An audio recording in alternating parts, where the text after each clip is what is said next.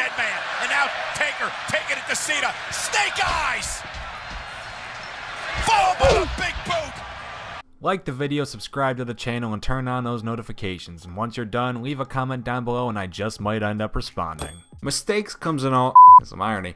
Mistakes come in all kinds of different forms, especially in the wonderful world of professional wrestling. Whether it's a slip of the tongue during a promo, a slip of the foot during a big move, or a terrible decision behind the scenes that translates like dog shit onto the big screen, or something much worse. The fact that professional wrestlers on live TV so often might make them come off as complete fools. Let's give credit where it's due. We're only seeing a very small percentage of these people's lives, and with that spotlight shine bright on them for that time, it's fair to make a few mistakes.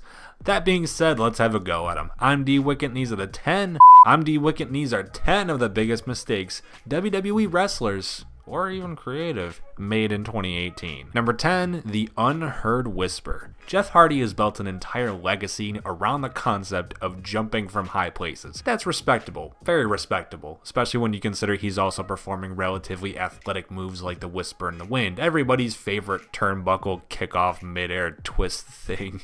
While everyone loves that move, everyone hates that match Mr. Nero had with Mr. Jinder Mahal at the Greatest Royal Rumble. One moment we can all love, though, came when Jeff went for said whisper in the wind and landed directly on top of nothing except for maybe some air and the fucking ring, yet Jinder still decided to try and sell the move that completely and totally missed his body. No contact was made, but this still happened. Powering through, going up top. And a whisper in the wind, nobody home!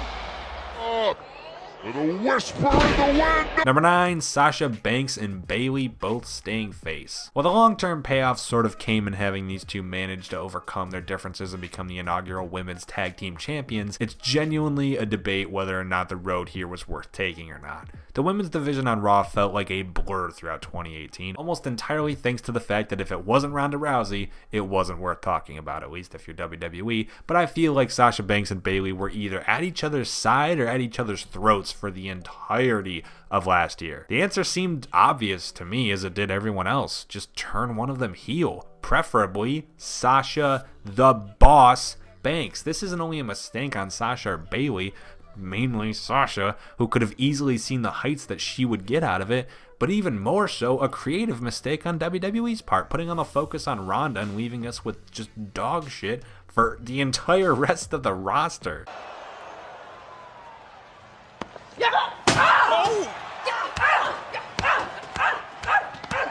Number 8, Apollo flies. Apollo remains one of the most underutilized wrestlers on WWE's roster to a baffling point, to the point where if I even bring up how undervalued he is, I am almost guaranteeing comments down below right now of people asking why I'm so invested in Apollo Crews and wondering if I'm losing my damn mind or something. It's just Apollo Crews. Why do you have so much fun?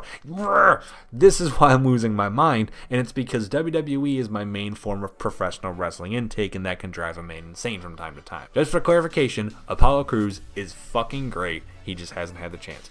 In one of those instances that we've got from Apollo actually having a match, we have a rare botch coming from either him or one of the members of the Bar. Cesaro tosses up Apollo to Sheamus, but he was overshot, so he landed really stiffly on the top of his head and hard on his shoulder, like his neck took the blow. It's really rough. It's not exactly clear what happened, but my guess is that between Cesaro's unbelievable strength and Apollo's, he's strong and he's got ables, he can do things, so somewhere that mix led to just so much power. They just both went at it so hard. The end result was a flying Apollo, and then he got murdered by the ring and Sheamus, who did not catch him properly because he was about a foot above Sheamus's head. On his feet, Apollo Crews launched. Oh my God! Crews is out.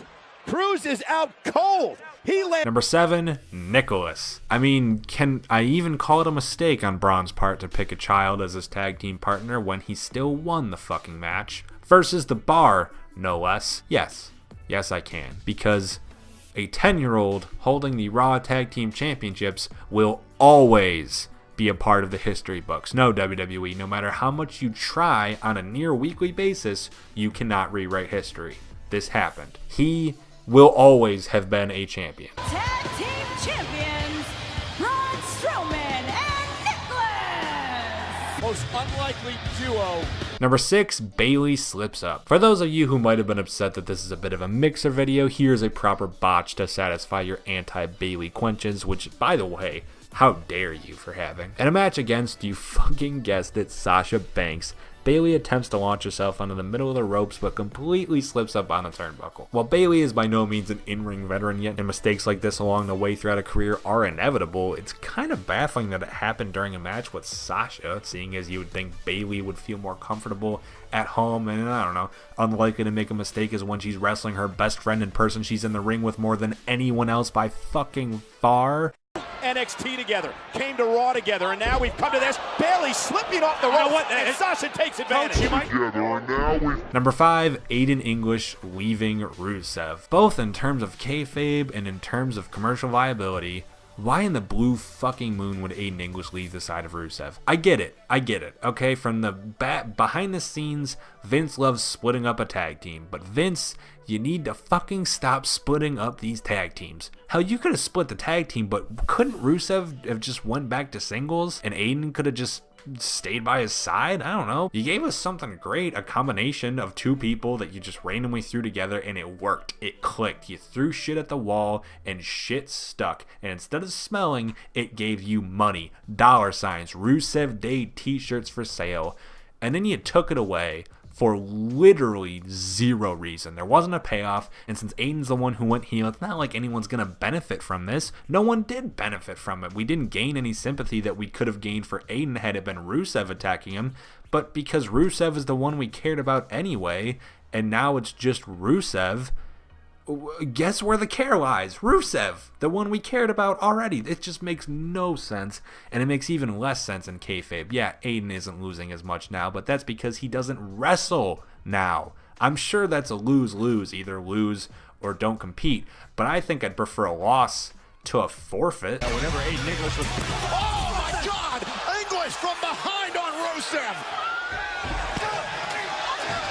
Number 4, Lindsay's awkward headstand. In the Ranking Every Superstars video, I referred to the Lucha House Party as Kalisto, Tiger Kalisto, and Chubby Kalisto, and I now feel the need to call Lindsay Tiger Kalisto for the rest of this video, and maybe my life, but I won't.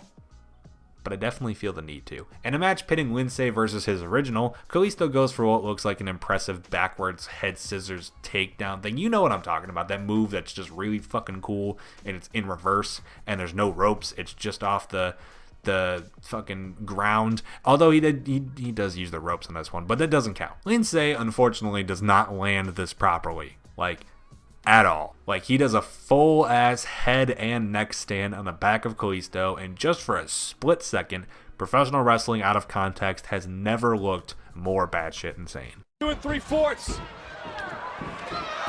Oh! Unbelievable! Number 3, Hell in a Cell 2018. Why, oh why in the bloody fuck would Braun Strowman pull a John Cena / RVD and announce his Money in the Bank cash-in beforehand? I get it, the whole honor thing of baby faces, and if there ever was one, John Cena and Braun Strowman would be the two. I said one, but shut up. That makes sense. But I still think it's really stupid to squander the easiest way to hotshot the Universal title onto Braun and just waste it. Just completely waste it. This could have just been a match. You didn't need to use that Money in the Bank briefcase. It could have just been a Hell in a Cell match. I'm gonna cash my contract in, and I'll see you in Hell in a Cell. It's not like him turning heel was the problem, because he turned heel within a few weeks of this, didn't he? So WWE weren't opposed to him cashing it in a dastardly way and just thought it'd be better for Brock to interrupt the cage match that he had no part in, looking unshaved like me after a week. It just, seriously, this whole match was a mistake, both in terms of the stupidity seen from Braun Strowman and kayfabe, and more importantly, once again, for the bookers who don't know what the fuck they're doing. Never get a rematch. Oh, and he's beating the hell out of Strowman, using that destroyed table as a... Number 2, Sin Cara flies. While the original Sin Cara has been out of WWE for many, many years, Hunico underneath that mask occasionally likes to make us a little nostalgic, seeing as he's just an average luchador competing with a fantastic luchador like here Andrade. It makes sense that Sin Cara would want to go for a difficult move, you know, show his worth against a much worthier opponent. Unfortunately, Sin Cara doesn't have the skills to perfectly land a Hurricanrana off the top turnbuckle while your opponent stands on the edge of the ring and will fly into the barricade. No, unfortunately Sin Cara doesn't even have the skills to properly jump, seeing as he completely missed Andrade. If Hunico here wasn't wrestling one of the world's finest who was easily able to make the save, we probably wouldn't even have Sin Cara anymore. Sin Cara perched up top, almost on the apron. Oh my God! And both men down on the outside. And Graves, I don't know. And number one, The Undertaker misses wildly. Wow.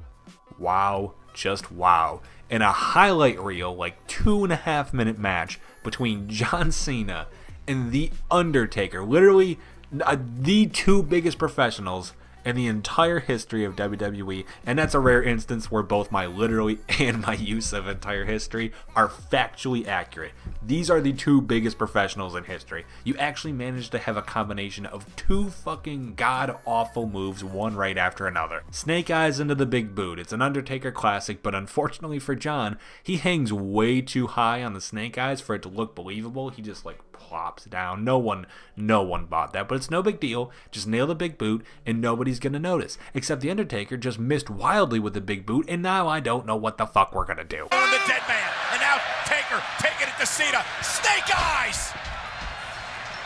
Followed by the Big Boot!